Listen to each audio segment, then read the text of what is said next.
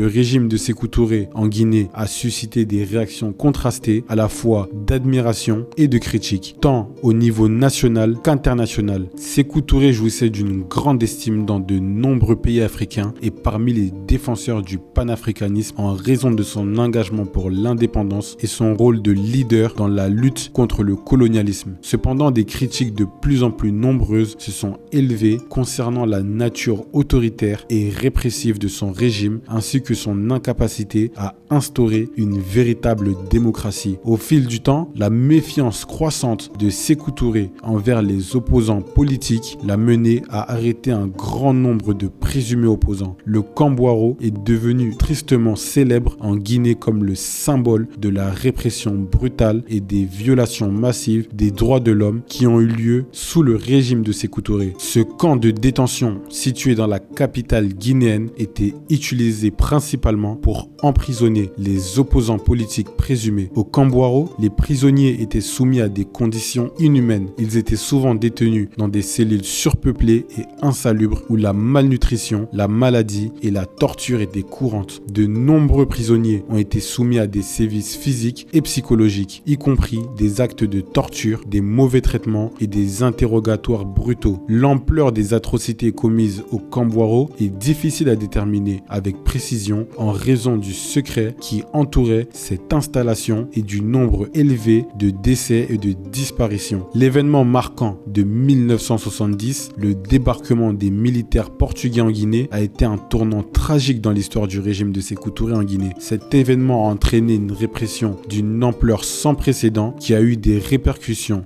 dévastatrices sur l'ensemble de la société guinéenne. Le débarquement des militaires portugais, connu sous le nom de l'opération Mar Verde ou opération Mer Verte, visant à renverser le régime de Sékou Touré et à détruire les bases du Parti africain pour l'indépendance de la Guinée et du Cap-Vert, le PAIGC, qui luttait contre le colonialisme portugais en Guinée portugaise. Les militaires portugais espéraient également libérer des prisonniers de guerre portugais détenus en Guinée. En réaction à ce débarquement, Sékou Touré et son régime ont intensifié la répression à un niveau inimaginable. Cette répression massive a touché toutes les couches de la société guinéenne, des intellectuels, des opposants politiques ou des citoyens ordinaires. L'impact de cette répression sur la société guinéenne a été dévastateur. De nombreuses familles ont été déchirées, des milliers de Guinéens ont été contraints de fuir le pays pour échapper à la persécution. La peur et la méfiance se sont répandues dans toute la société. La répression de 1970 a laissé des cicatrices profondes dans la mémoire collective de la Guinée et a